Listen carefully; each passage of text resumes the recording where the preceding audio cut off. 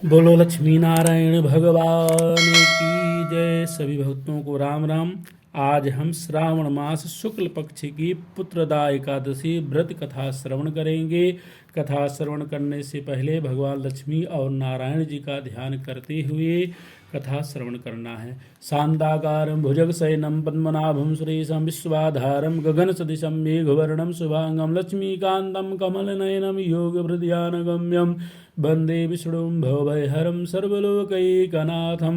या श्री स्वयं सुकृतिनां भवने स्वलक्ष्मी पापात्मनां कृतिधियां हृदये सबुद्धे श्रद्धा सतां कुलजनां प्रभव सलज्जा तां त्वां नतास्म परिपालय देवी विश्वम्।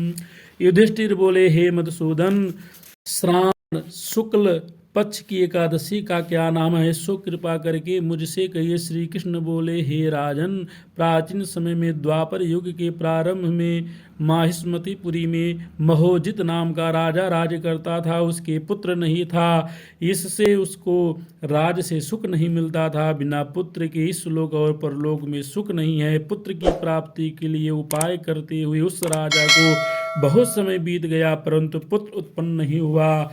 अपनी वृद्ध अवस्था देखकर राजा को बहुत चिंता हुई। सभा में बैठकर प्रजा से बोला, हे मनुष्यों, इस जन्म में मैंने कोई पाप नहीं किया। मैं सदैव धर्म के मार्ग में तत्पर रहा हूँ। मेरे पुत्र क्यों नहीं हुआ, इसका विचार करो। ब्राह्मण और प्रजा इस बात को सुनकर आपस में विचार करके सघन वन में गए। वहां घोर तप करते हुए चैतन्य आनंदमय आरोग्य आहार रहित मन को वश में करने वाले क्रोध रहित धर्म तत्व के सब शास्त्रों में चतुर लोमस ऋषि को देखा। उनको देखकर सब प्रसन्न हुए और यथा योग्य नमस्कार किया। वे नम्रता पूर्वक आपस में कहने लगे, हमारे भाग से मुनीश्वर मिले हैं। उनको नम्र देखकर मुनीश्वर बोले, तुम किस लिए आए हो, इसका कारण कहो, मैं अवश्य तुम्हारा हित करूंगा। इस सरीखे मनुष्यों का जन्म परोपकार के लिए ही है, इसमें संशय नहीं है। मनुष्य बोले, हम अपने आने का कारण कहते हैं, आप सुनिए। हम संदेह निवारण करने को आपके पास आए हैं।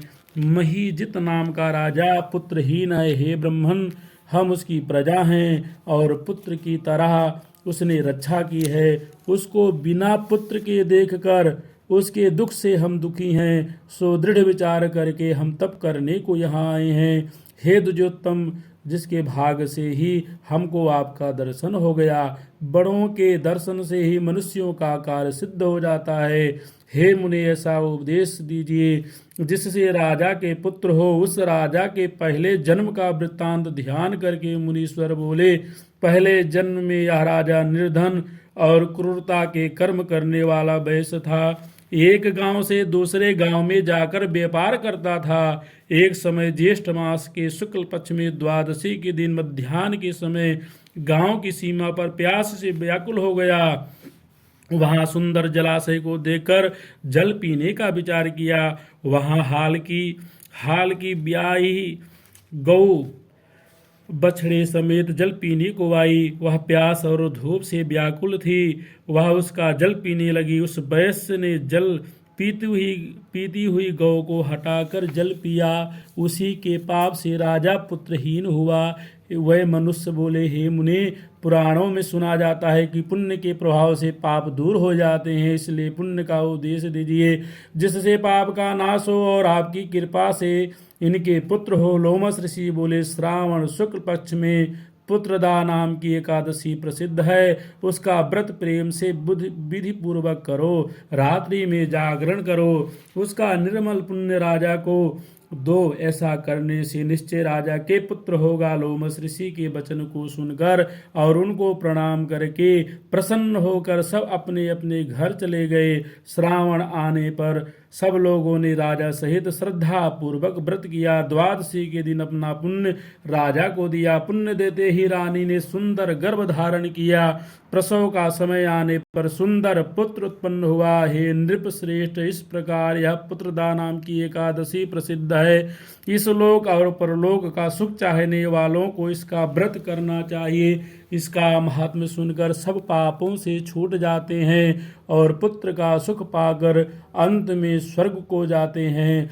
बोलो लक्ष्मी नारायण भगवान की जय। भगवान लक्ष्मी नारायण और ठाकुर जी हमारे और सब भक्तों की मनोकामनाओं को पूर्ण करें। बोलो लक्ष्मी नारायण भगवान की जय।